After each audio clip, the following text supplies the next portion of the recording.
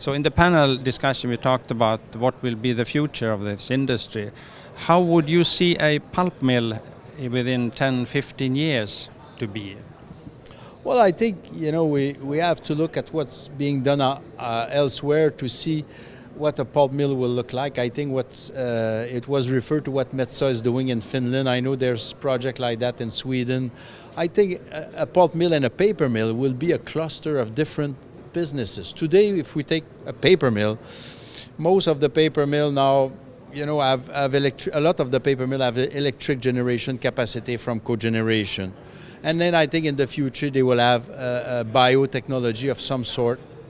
And they will expand their offer in terms of paper products, chemical product, energy, so that you will have a complex with several sources of revenue that will ensure the survival in the various economic cycles.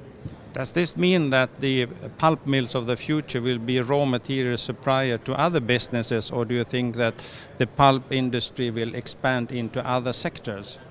I think it will be a combination of both. It will depend probably where you are and exactly what's the footprint of your mill.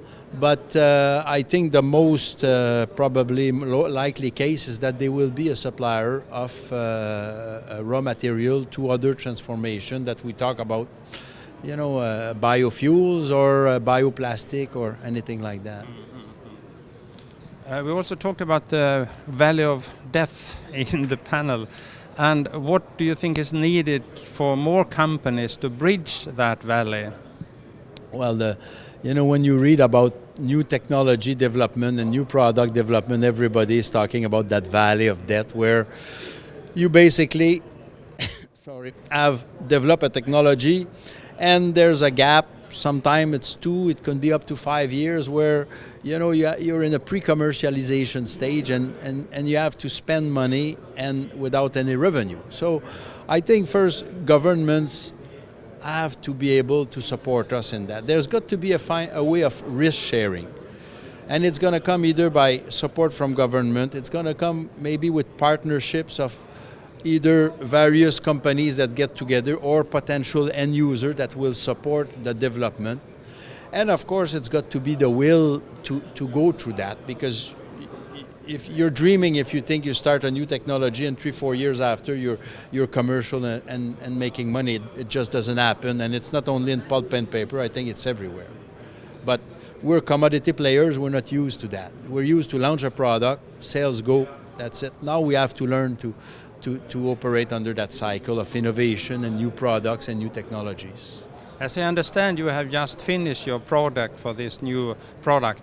Have you, or are you working on strategies how to bridge this death of valley for this particular product?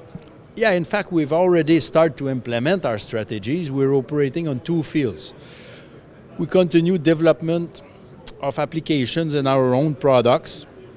And we've accelerated the pace to do trials in our mill and investing in machine time and product development to take advantage of the cellulosic filament. And on the outside world, everything that is not pulp and paper, where we've added some resources that are dedicated to that.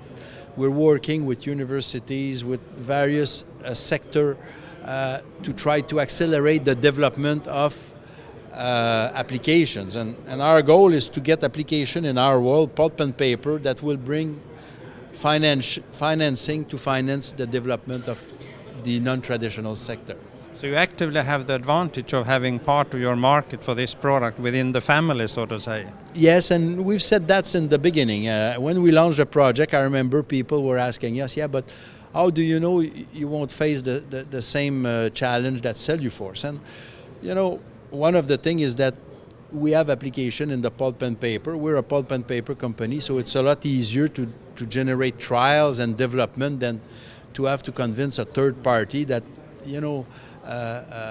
doesn't know really your technology and has to invest time and money to demonstrate the business case in its field. The fact that you are in a totally new product area, will that make it simpler for you to recruit new talents? I think we will have to recruit talents from different backgrounds. with different expertise. I think the key is that, yes, it's going to help because we're in a new world, but also because we're investing. And, professionals, engineers, researchers, they like to work for companies that are investing, that bring them, new projects and challenges. So I think that's what that project is bringing to us. Thank you very much and good luck. It's a pleasure.